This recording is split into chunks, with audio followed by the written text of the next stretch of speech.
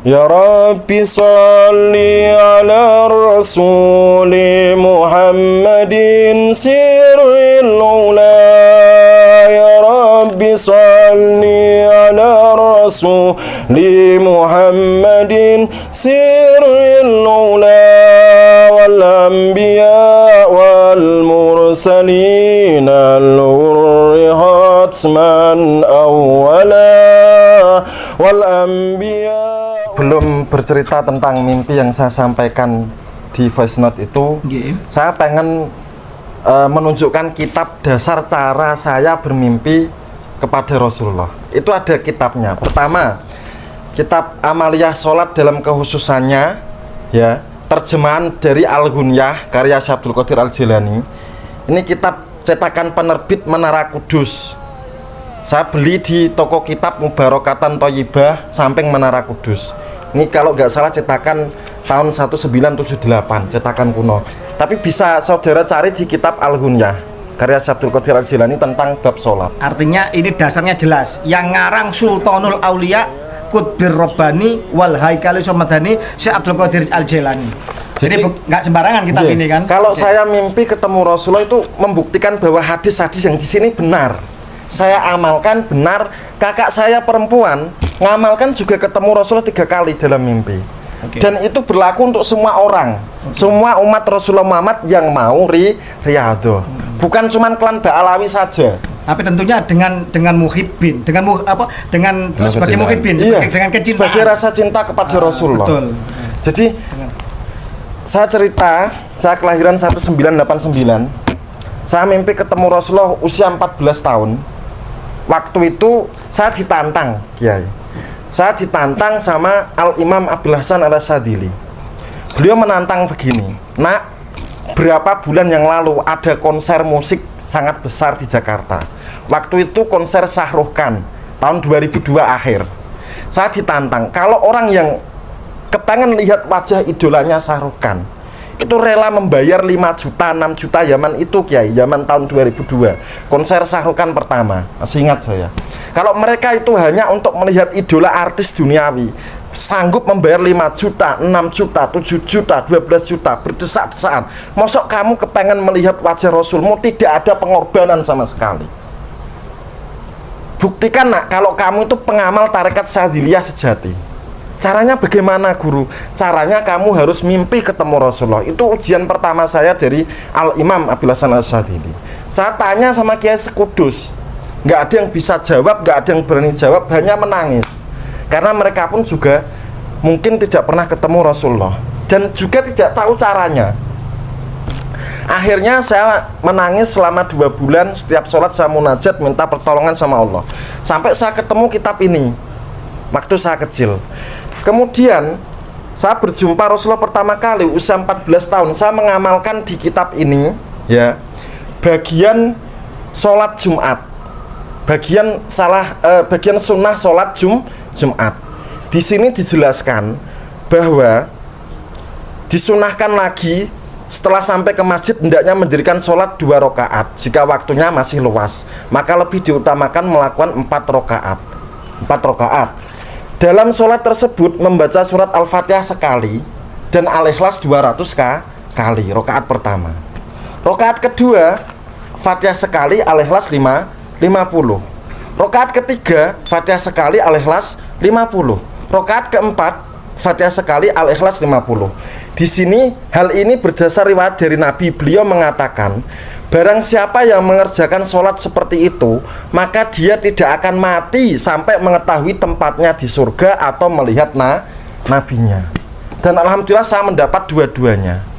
Dalam mimpi saya masih bisa bercerita, Kiai. Jadi tanah di surga itu tanahnya dari minyak misik. Boleh dicocokkan sama hadis. Temboknya ada yang dari emas dan ada yang dari berlian. Dalam mimpi saya. Kemudian ada air mancur dan bidadari berterbangan memakai sutra. Kemudian ada daun yang rantingnya dari perak dan daunnya dari emas. Itu saya sebelum melihat Rasulullah ditampakkan surga. Nah, saya sholat sunnah ini, saya masih ingat gambaran surga. Gambaran surga.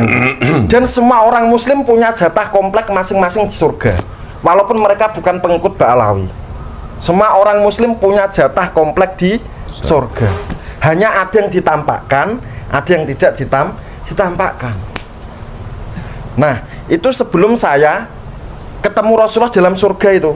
Nah, selanjutnya kalau panjenengan itu membuka, ya, salah seorang tabi'in bernama Ibrahim At-Taimi, setelah diajarkan Nabi Khidir Al-Musabbiatul Asar, Fatihah 7 kali, Al-Ikhlas 7 kali, Al-Falaq 7 kali, An-Nas 7 kali, Al-Kafirun 7 kali, ayat kursi 7 kali, dan seterusnya. Itu kan minta hadiah sama Nabi Khidir.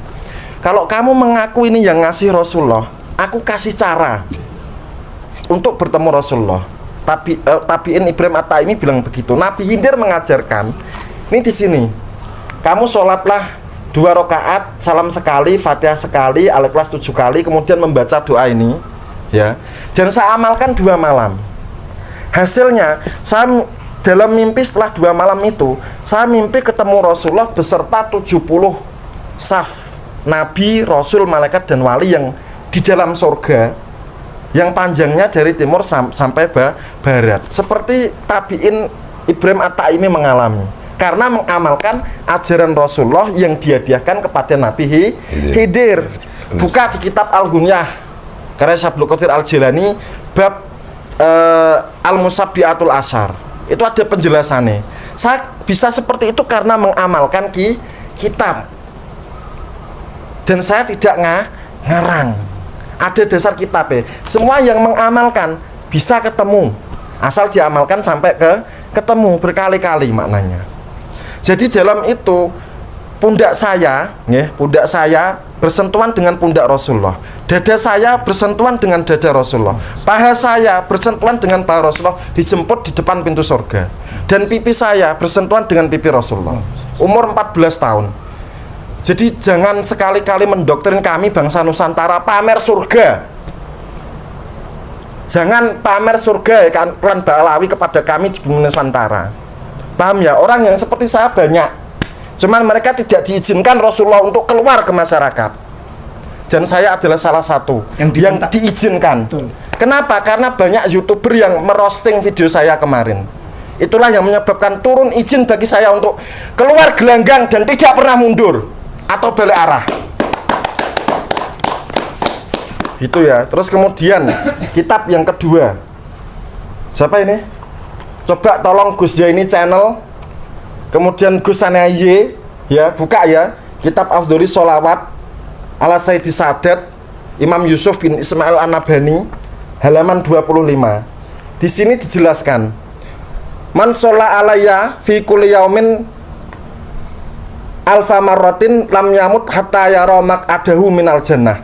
Barang siapa yang bersolawat kepadaku setiap hari 1000 kali, dia tidak akan mati sampai mengetahui tempatnya di surga. Kalau saya mengetahui tempat saya di surga ketika umur 14 tahun, karena saya mengamalkan hadis ini, bukan karena halu.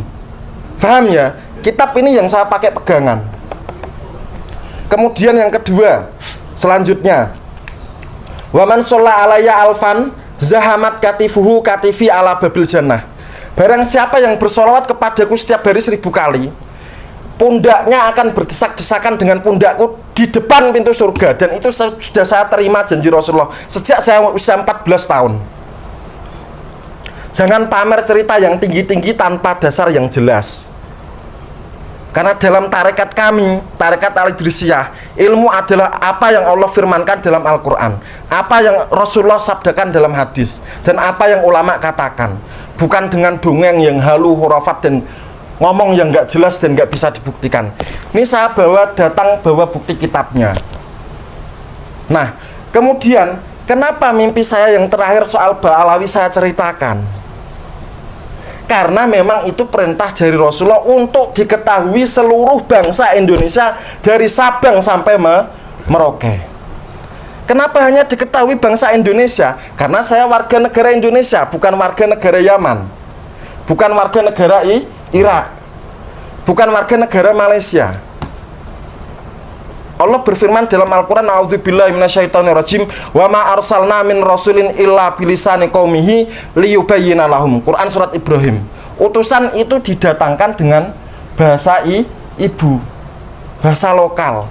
Karena saya orang Indonesia, saya akan menyampaikan pesan untuk bangsa Indonesia. Begitu nggih. Saya mimpi ketemu Rasulullah lebih dari 20 kali. Tapi yang untuk disampaikan kan hanya 3 yang untuk diketahui orang umum. Yang lain enggak?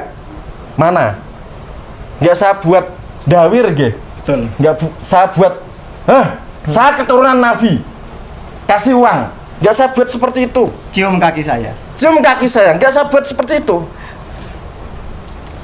Nah, jadi kenapa saya bisa mimpi ketemu Rasulullah membahas Ba'alawi? Karena saya istikharah dan minta petunjuk dan riadoh.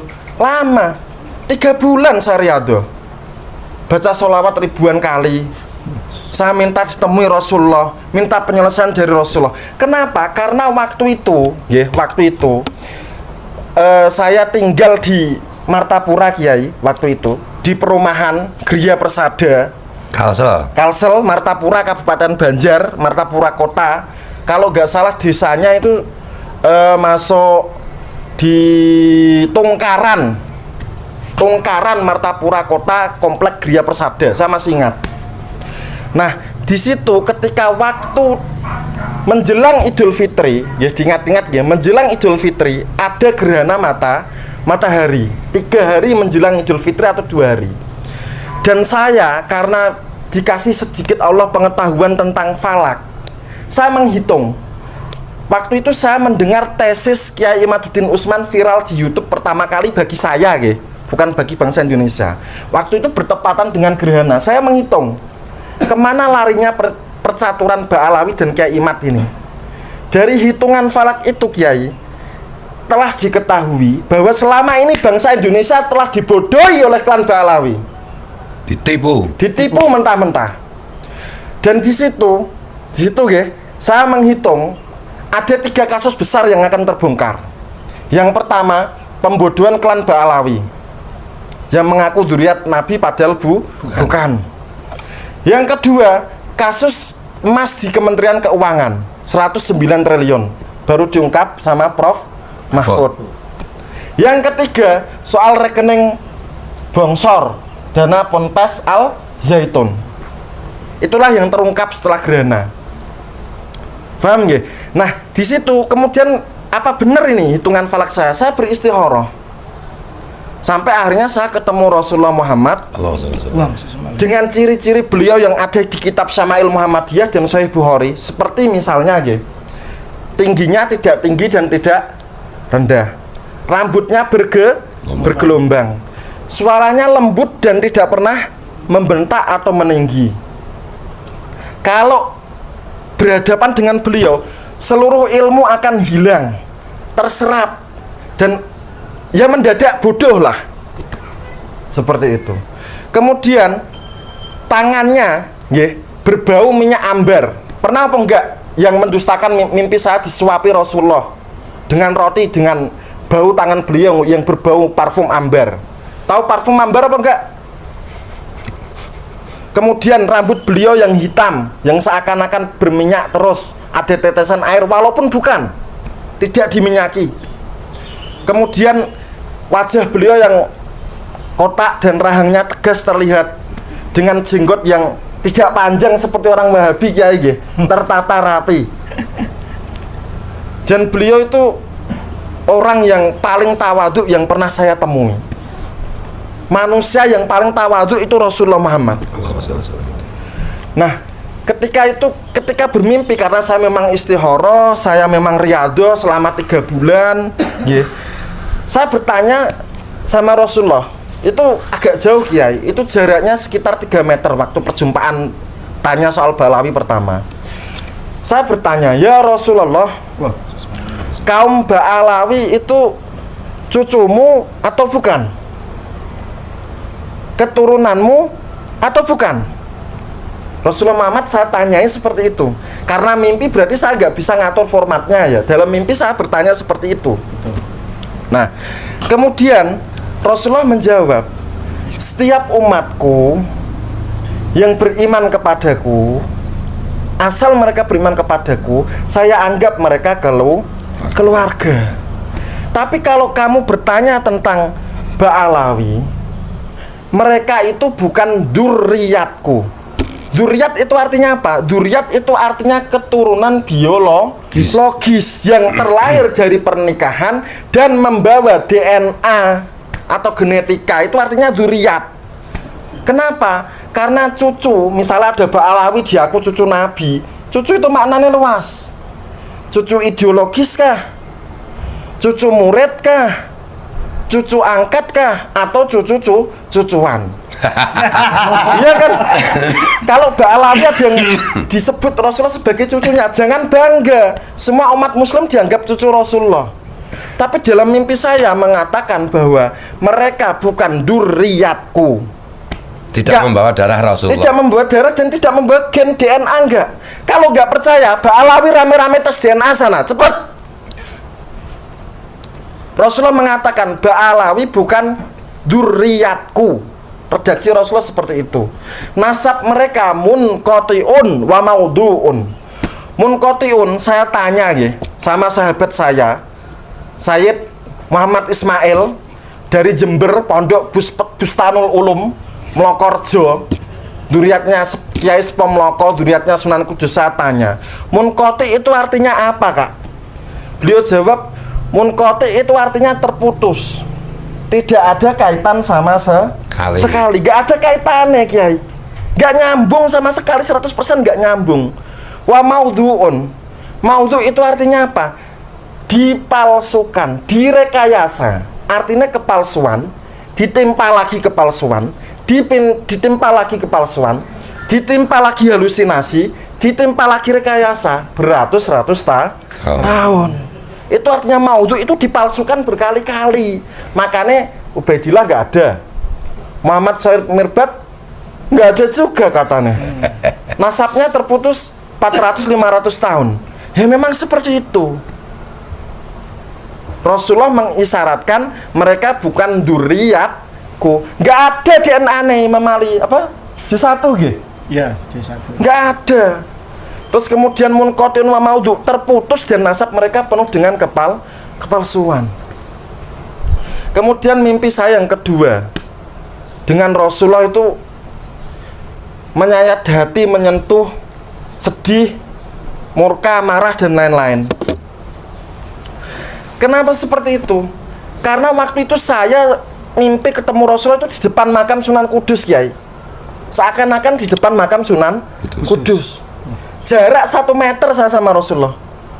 Rasulullah nunjuk-nunjuk begini, sampaikan sama seluruh bangsa Indonesia, aku Rasulullah Muhammad tidak ridho.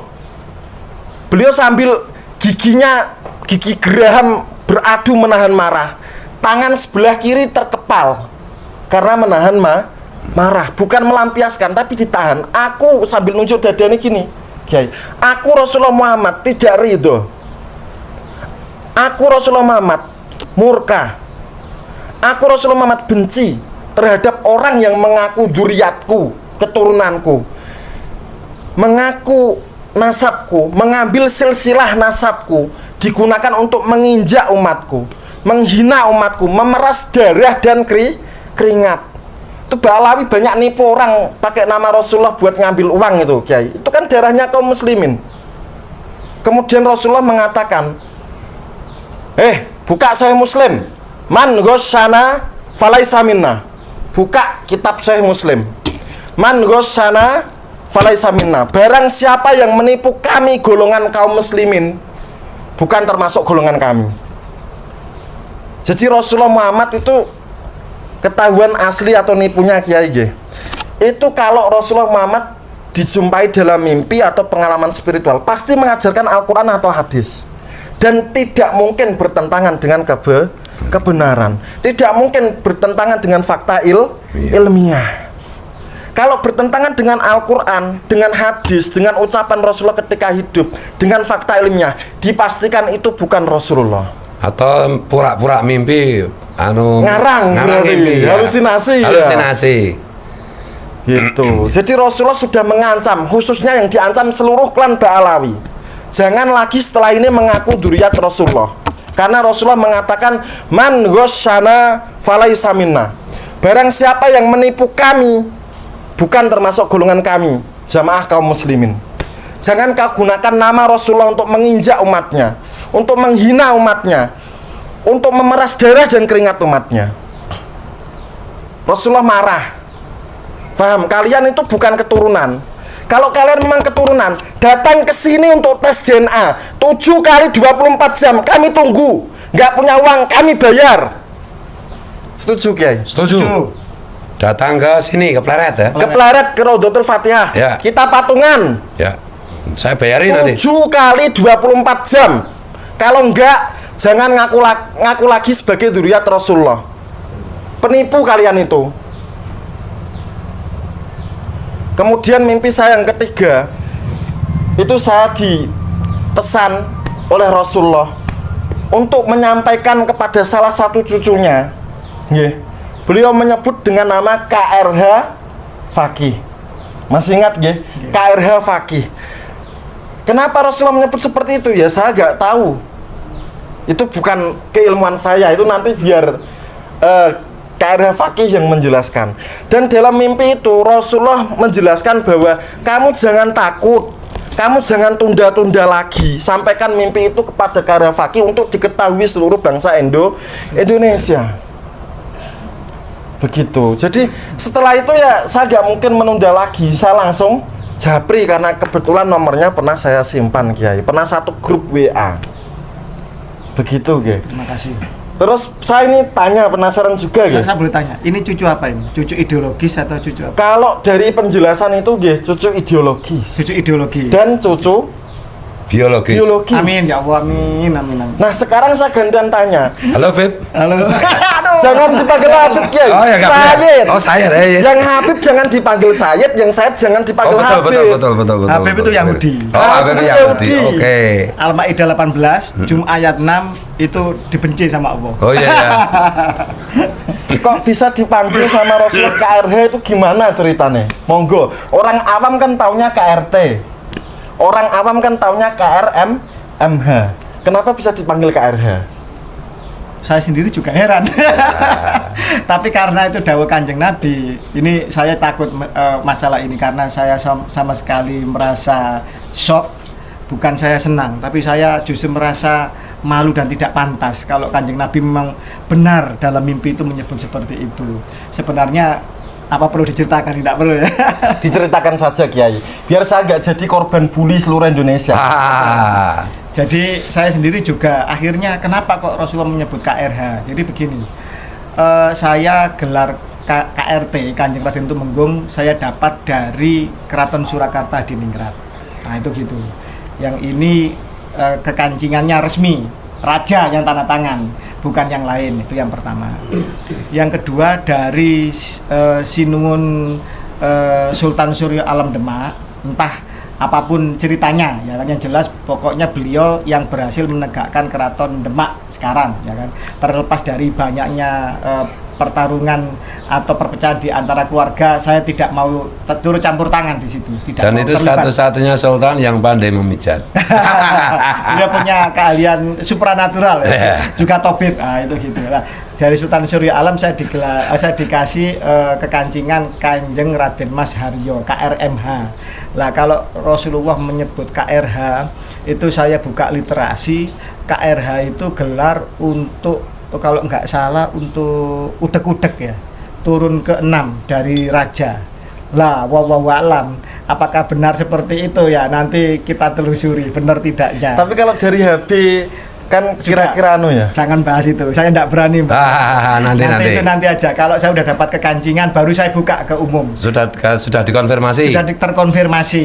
Ya, kalau memang sesuai dengan data di keluarga kami dari komparasi, kompilasi, kolaborasi dari berbagai pihak, ada indikasi ke salah satu Hamengkubuwono, saya garis ke-6 melalui BPH Fulan. Itu kalau memang benar ya berarti Rasulullah menyebut KRH itu memang benar dari turun ke-6, artinya udek-udek. Nah, itu, tapi saya tidak berani menyebutkan dan saya juga tidak berani menyampaikan di sini. Khawatir saya salah. Kalau salah kan malu-maluin. Apalagi kalau kemudian ternyata ya itu tadi saya dianggap cucu Kanjeng Nabi. Waduh, ini saya tidak kuat saya menerima beban ini karena saya merasa tidak pantas demikian. Kalau Gus Suat jelas pantas ini Bu. Walaupun kami masih kerabat tapi beliau lebih pantas karena apa? Karena Ada buktinya. datuknya itu langsung wali kutub gitu. Mbak Abdul Rauf ya.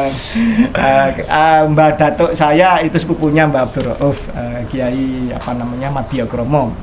Cucunya Kiai Syabuddin Katen. Kalau panjenengan mungkin pantas karena mimpi Kanjeng Nabi berkali-kali. Ya, kalau saya Mohon maaf, tidak Kiai. pantas. Nggih, pantas. Darah saya merah, bagaimana darah orang Nusantara. Ya. Nggih. Saya makan di bumi Indonesia tidak mengenal kasta. Oke. Orang biasa saja lah, orang umum aja lah saya.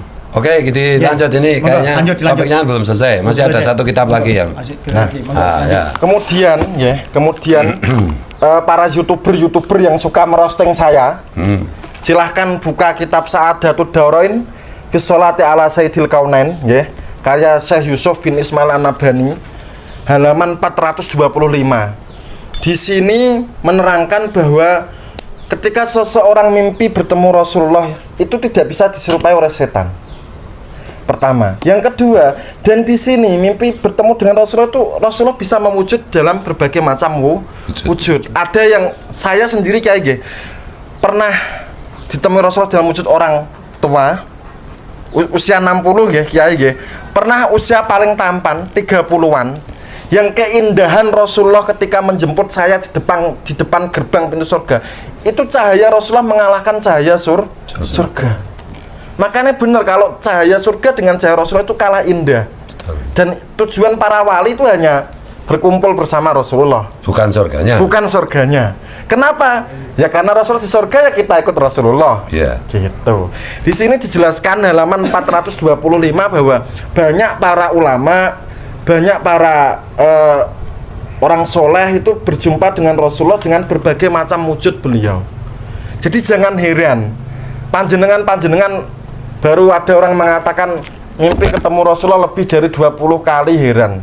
Ada riadohnya, ada perjuangannya. Enggak tidur, ngarang, mimpi, halu, buat dawir, buat ngamen, buat menginjak. Naudzubillah min dzalik. Buat ngawinin cewek. Wah, naudzubillah min dzalik. Kalau bosen dibuang. Ya. Belanjanya minimalis. Masa korbannya 26? Pas-pasan. Masa korbannya 26? Siapa itu yang korban 26 itu di Jakarta itu? Iya. Marga siapa itu? Ya. Ada itu. Itu Jangan. korbannya juga telepon saya itu, si Mbak Wah, Dirga itu. repot. Ya. Ingat ya, hadis Rasulullah buat kaum Ba'alawi di tahun ini. Man ghossana falaisa minna. Barang siapa yang menipu kami bukan termasuk golongan kami. Ayo mari kita ulang. Man ghossana falaisa minna. Barang siapa yang menipu kami bukan termasuk golongan kami. Yang Habib jangan ngaku Sayyid. Karena Habib itu kan turunan Yuya, Kiai. Turunan Yahudi. Iya, turunan Upload, penasihat Fir'aun. Ya. Gimana mau ngaku Sayyid? Yang Sayyid jangan dipanggil Habib. Bahaya. Ya, Rasulullah nggak boleh. Soalnya ini mohon maaf Kiai nggih, Ya. di YouTube banyak channel-channel yang asalnya titik-titik, Habib titik-titik, bin titik-titik, berubah jadi Sayyid sekarang. Ya. Itu kalian sudah menasabkan yang bukan leluhur kalian. Betul. Pesan Rasulullah dalam mimpi saya ya, janganlah seseorang menasabkan kepada orang yang bukan leluhurnya. Makam dibelokin itu dosanya lebih berat. Misal ini Kiai Fuad ngaku keturunan Sultan Brunei, kurang ajar apa enggak kira-kira? Kurang ajar banget. Kurang ajar. Iya. Tapi lebih kurang ajar lagi kalau makam keturunan Sultan Brunei diba'alawikan. Iya, Coba iya. kalau di Brunei gimana itu yang diba'alawikan itu? Oh, hukum pancung. Hukum pancung ya? Iya. Kenapa Kiai? Nah kan Brunei itu negara Syariat Islam, ya. Untung kalian di Indonesia itu gak dipidanakan, untung. Ya. Sekarang Ba'alawi seluruh Indonesia ya, siapapun itu, dengerin saya bicara. Ketika Rasulullah itu perang Khaibar, buka kitab masing-masing. Ketika Rasulullah perang Khaibar, itu Rasulullah pernah menghalalkan nikah mut'ah, kawin kontrak. Ya. Tertera di semua kitab. Ya. Tapi ketika perang Khaibar selesai, Rasulullah menghapuskan hukum halal pada kawin kontrak, nikah mut'ah. Jadi ada nasahnya, ada penghapusnya. Ba'alawi, kalian telah mengaku sebagai dzurriyyat Rasulullah. 200 tahun menipu bangsa Indonesia. Kalian harus meralat perkataan kalian secara terang-terangan di seluruh pengajian kalian. Mengakulah kalau kalian bukan keturunan atau dzurriyyat Rasulullah. Karena apa? Sifat Rasulullah itu amanah, bisa dipercaya. Kemarin kalian kenceng-kenceng, di dalam darah kami mengalir darah Nabi. Sekarang kalian harus meralat, karena di anak kalian nggak ada darah Rasulullah. Darah Yuya, penasihat Fir'aun, iya. Darah Yahudi Askenasi, iya. Kalian harus mencabut dan meralat perkataan kalian. Kalau enggak, kalian berarti tidak bersikap amanah. Salah satu sifat Rasul. Kalian juga harus menyampaikan bahwa kalian itu korban doktrin leluhur. Sampaikan kalau kalian secara tes DNA tidak bersambung kepada Rasulullah. Sampaikan ke jamaah kalian dimanapun kan berada. Kenapa? Karena di antara sifat Rasul adalah tabligh. Harus menyampaikan kebenaran. Sebenarnya Kiai kemarin menyampaikan mimpi Rasulullah soal Balawi itu berat sekali. Berat banget, karena saya pasti orang yang akan dibully pertama kali seluruh Indonesia, yang akan diburu, yang terancam keselamatannya, yang akan dipersekusi. Monggo kalau ada yang mau mempersekusi saya, memburu saya pastikan akan tuntut di ranah pidana. Dan jangan lupa Laskar Nusantara sudah bangkit, sudah bergerak. Sekali lagi ada persekusi, sikat habis. Dan siap bersama panjenengan. Pidana Itu ada Laskar berapa tahun pidana nih? Wah, jangan tanya sudah. Kalau sampai melakukan. Gak usah sampai pidana. Kita pedang punya. Nah, gitu. Nah, selanjutnya saya berkonsultasi sama guru mursyid saya. Kemudian saya berat untuk menyampaikan ayat ini. Guru saya mengajar 2 ayat. Yang pertama, wala talbisul haqqo bil batili wa taktumul haqqo wa antum ta'lamun. Janganlah engkau mencampur adukkan antara yang hak dengan yang batil. Dan janganlah engkau menyembunyikan kebenaran padahal engkau tahu. Saya memang demi Allah diutus Rasulullah untuk menyampaikan mimpi saya, untuk menghentikan penipuan kaum Ba'alawi, Bani Yuya, penasihat Fir'aun. Memang saya yang diutus Rasulullah, dan saya diutus mengaku sebagai utusan beliau. Gak mungkin saya berani mengaku utusan Rasulullah kalau Rasulullah sendiri yang gak merintah. Karena Rasulullah bersabda, man kadzdzaba alayya muta'ammidan fal yatabawa maq'adahu minan nar. Barang siapa yang berbohong untuk mengatasnamakan saya, menyangkut nama saya, silahkan pilih tempat tinggalnya di neraka manapun, silahkan. Jadi kalau ada orang mencatut nama Rasulullah untuk kebohongan, ya dia sudah memesan kapling komplek dalam neraka. Begitu.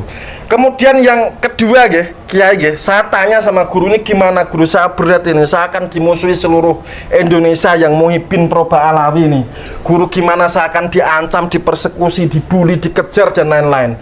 Guru saya mengatakan surat Al-Ahzab, wa ma kana lil mu'minin wala mu'minatin idza qadallahu wa rasuluhu amran ayyakuna lahumul khiyaratu min amrihim wa may ya'sillaha wa rasulahu faqad dhalla dhalalan ba'idah. Dan tidak ada pilihan bagi orang-orang yang mukmin laki-laki dan perempuan apabila Allah dan Rasulullah telah menurunkan suatu ketetapan dan perintah, kecuali hanya patuh. Dan barang siapa yang membangkang terhadap perintah Allah, perintah Rasulullah, dia sungguh sangat sesat yang sangat jauh. Begitu terjemahan bebasnya. Karena saya diperintah untuk menyampaikan ke seluruh bangsa Indonesia. Saya sampaikan dengan resiko saya mati, saya dipersekusi, saya dikejar, saya dibully, dan saya dihinakan, di roasting di mana-mana. Saya terima sebagai konsekuensi dari tugas. Dan insya Allah tidak akan pernah mundur untuk selama-lamanya, membebaskan bangsa Indonesia dari perbudakan ideologis dan spiritual. Merdeka! Merdeka! Merdeka! Merdeka! Merdeka! Merdeka! Merdeka! Ini mohon maaf Kiai, saya nunggu untuk disumpah dan mubahalah ini. Saya sudah sakit dan marah terhadap pelecehan Ba'alawi. Tolong ambilkan Quran.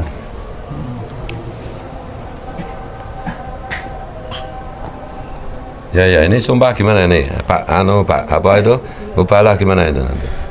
Jadi kalau kepengen saya nggih Kiai nggih. Ya. Kalau saya berbohong, saya tidak diutus Rasulullah dan mengaku diutus Rasulullah. Ya. Nah, ini Quran ya. Nggih. Bisa dilihat ya. Ini mau bermubalah sekarang? Ya silahkan. Oke. Saya sudah nunggu 2 minggu Kiai. Oke, siap. Itunya, apa namanya itu? Ya. Cangkir ya. Ini. Ya, nggak apa-apa. Oke, siap. Ya. Bismillahirrahmanirrahim. A'udzubillahi minasyaitonirrajim. Bismillahirrahmanirrahim. Bismillah wa billah wa minallah wa ilallah wa fisabillah wa ala millati rasulullah tawakkaltu 'alallah la haula wala quwata illa billah hasbiyallah wa kafa. Saya Muhammad Maulana Ishak, orang Kudus asli, kelahiran Kudus dan menetap di Kudus. Jika saya berbohong, mengaku diutus Rasulullah padahal bukan, jika saya tidak bermimpi berjumpa dengan Rasulullah dan mengaku bermimpi, jika saya berbohong dan mencatut nama Nabi dalam cerita voice note saya Muhammad Maulana Ishak Kudus siap dengan konsekuensinya. Yang pertama, 1. Mati dalam 10 hari di kamar sendiri, di rumah sendiri, biar tidak dibunuh orang Kiai. Yang membunuh adalah Allah dengan tangan Rasulullah sendiri. Yang kedua, saya siap masuk neraka pertama kali di antara umat Rasulullah Muhammad. Dan saya siap untuk keluar dari neraka terakhir kali di antara kalangan umat Rasulullah Muhammad, karena saya telah menyampaikan bahwa Ba'alawi munqati'un wa maudhu'un, nasabnya terputus dari Nabi dan penuh dengan rekayasa kepalsuan. Jika saya berbohong, mereka daya, mengaku-ngaku, menipu, mencatut nama Nabi demi kepentingan ketenaran dan lain-lain, saya siap menerima konsekuensi itu. Tapi jika saya benar, saya minta mataharinya klan Ba'alawi di Indonesia pecah, bulannya klan Ba'alawi di Indonesia pecah, buminya klan Ba'alawi di Indonesia pecah, dan kebobrokan kaum Ba'alawi dari Sabang sampai Merauke terungkap secara terang benderang. Juga mataharinya klan Ba'alawi di bumi, seluruh bumi pecah, bulan klan Ba'alawi seluruh bumi pecah, dan mereka akan terbongkar sebagai bukan dzurriyyat Rasulullah, bukan keturunan biologis dari Rasulullah. Cukup nggih atau perlu ditambah lagi? Dan seluruh umat Rasulullah mengetahui dan menyadari bahwa Habib Ba'alawi bukan dzurriyyat Rasulullah. Setuju Kiai. Bagi pendukungnya, Nah, untuk pendukung para klan Ba'alawi, Anda telah berada di gerbong yang salah. Kalau seandainya mubahalah ini kemudian memakan panjenengan semua, karena saya mubahalah ini dengan alam nggih, bukan dengan klan Ba'alawi, dengan alam. Wallahu ala ma naqulu wakil. Maka Anda akan menerima konsekuensi masing-masing. Silahkan lecehkan saya, silahkan bully saya, silahkan roasting saya sepuasnya. Allah mengetahui mana yang benar dan mana yang keliru. Siap. oke. Cukup Kiai nggih? Oke. Syahadat. Ya. Ditutup syahadat. Asyhadu an la ilaha illallah wa asyhadu anna Muhammadan abduhu wa rasuluh. Asyhadu an la ilaha illallah wa asyhadu anna Muhammadan abduhu wa rasuluh. Asyhadu an la ilaha illallah wa asyhadu anna Muhammadan abduhu wa rasuluh. Kemudian, nggih, saya ingatkan Al-Habib Al-Mukarram, saudara yang mulia Bahar bin Smith, ditunggu Pak Kiai Ilzamuddin Ketua Naat untuk tes DNA. Belum dipenuhi kan panggilannya nggih? Belum. Ditunggu di markas Naat Madura. Kemudian kami dari para pejuang Dzurriyyah Wali Songo yang berada di bawah komando Kiai Fuad dan Gus Fakih menunggu kehadiran Bapak Taufik Assegaf, Ketua Al-Habib Taufik Asgaf, Ketua Robitoh Alawiyah Pusat, untuk datang ke sini 7 kali 24 jam dalam seminggu ini, untuk datang ke sini untuk tes DNA gratis. Gus Fuad kersa bayari nggih? Siap. Biar perdebatan ini tidak menguras energi bangsa. Karena di luar negeri klan Ba'alawi itu sudah dibatalkan sebagai dzurriyyah Rasulullah. Dan kalau ada setelah ini, Habib Taufik dalam jarak 7 kali 24 jam nggak datang ke sini, berarti gimana Kiai? Terbukti apa Kiai? Terbukti keturunan Yahudi Askenazi. Kalau nggak datang ke sini 7 kali 24 jam, khusus Habib Taufik dibuka 24 jam dalam seminggu, datang ke sini tes DNA gratis. Siap. Oke. Begitu nggih? Setuju. Siap. Selanjutnya, nih saya pengen menurunkan tensi ketegangan Ba'alawi di Indonesia ini dengan membaca sholawat asli karangan ulama Nusantara. Asli karangan ulama Nusantara. Karena saya orang Kudus, saya akan membawakan sholawat asli karangan ulamaku Kudus. Leluhurnya Gus Bahak, leluhurnya Kiai Baudin Nur Salim, yaitu Kiai Ahmad Asnawi. Makamnya di belakang pengimaman Menara Kudus. Allah. Situ nggih. Siap. Monggo warga Kudus, Jepara, Pati, Rembang, Demak, Grobogan yang paham bisa ikut bersolawat sekaligus penutupan. Cukup nggih? Siap. Ya Rabbi salli ala Rasuli Muhammadin sirril ula. Ya Rabbi salli ala Rasuli Muhammadin sirril ula. Wal anbiya wal mursalin al-ghurri hatman awwala. Wal anbiya wal mursalin al-ghurri hatman awwala. Aman Indonesia Raya, aman